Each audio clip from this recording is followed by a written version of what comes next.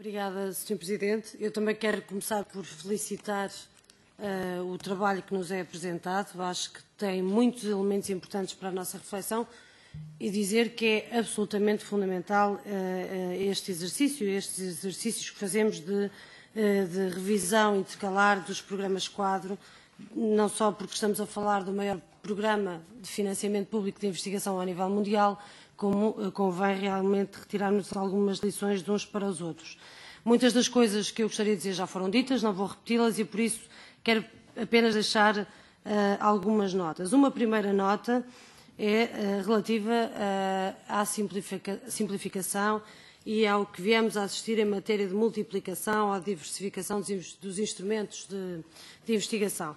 Eu devo dizer que, enquanto ex-investigadora que trabalhei em projetos do 5º, do 6º e do 7º programa quadro, muitas vezes, e perdão uma imagem, nós próprios nos sentimos como ratinhos de laboratório que estamos num modelo qualquer de experimentação porque estão sistematicamente a mudar os instrumentos ou a diferenciá-los e, portanto, os investigadores passam eles próprios a ser objetos de experimentação. Por isso acho que é importante e tem havido resultados muito positivos na direção e o relatório Carvalho é um relatório muito importante a esse respeito também, assim como o relatório que vamos discutir numa outra altura do Sr. Odi. Dito isto, 3 notas muito transversais em relação às discussões que aqui tivemos. Nós não podemos esquecer-nos que se trata de um programa europeu de investigação e, portanto, trata-se de um financiamento a um programa europeu. E eu penso que é descurado muitas vezes as diferenças que continuam a existir dentro do espaço europeu. E todos nós conhecemos qual é a estrutura que existe para o 7º programa quadro, nas suas vertentes cooperação, pessoas, capacidades, mas tende a não ser avaliado de forma tão profunda como eu entendo que deveria ser as diferenças dentro da própria União Europeia.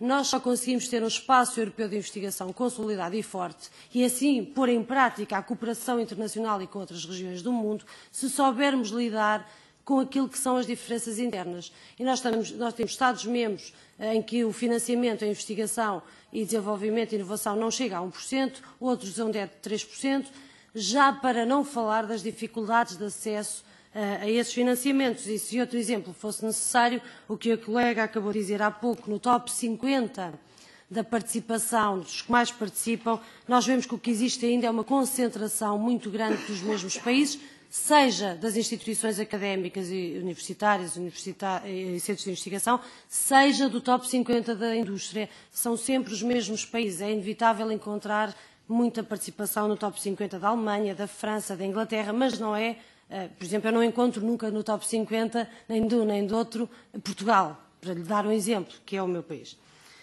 E, portanto, isso eu penso que é um problema que devia ser tido com mais profundidade, de ser visto com mais profundidade. De outra forma, não estamos a contribuir para um reforço da coesão europeia num instrumento tão importante como este para a coesão europeia.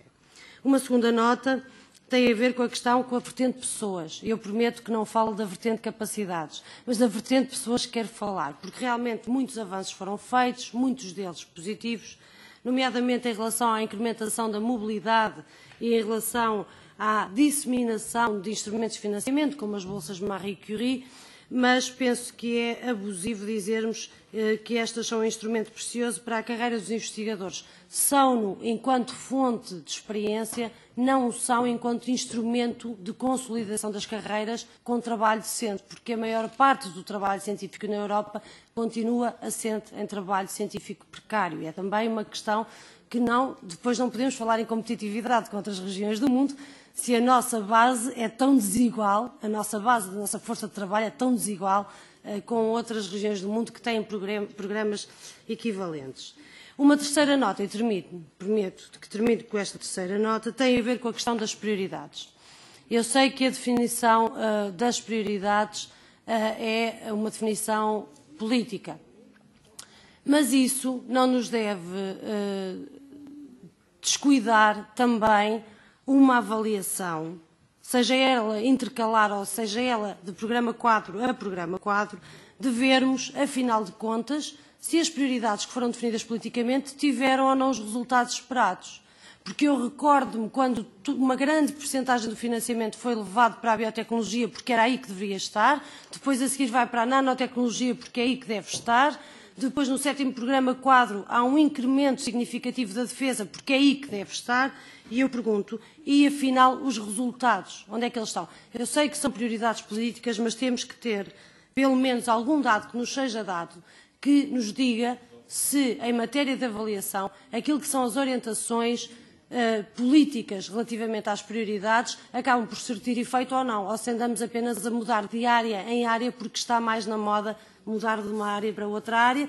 E com isto faço a ligação para terminar ao relatório do colega Odi, para dizer que acho de extrema importância o ponto que ele apresenta no número 30, de dizer que era tempo, então, de darmos a devida atenção nos 2 últimos anos que faltam em matéria de prioridades às consequências da crise económica. Essas deviam ser tidas em conta em matéria de financiamento que ainda falta aplicar. Muito obrigada.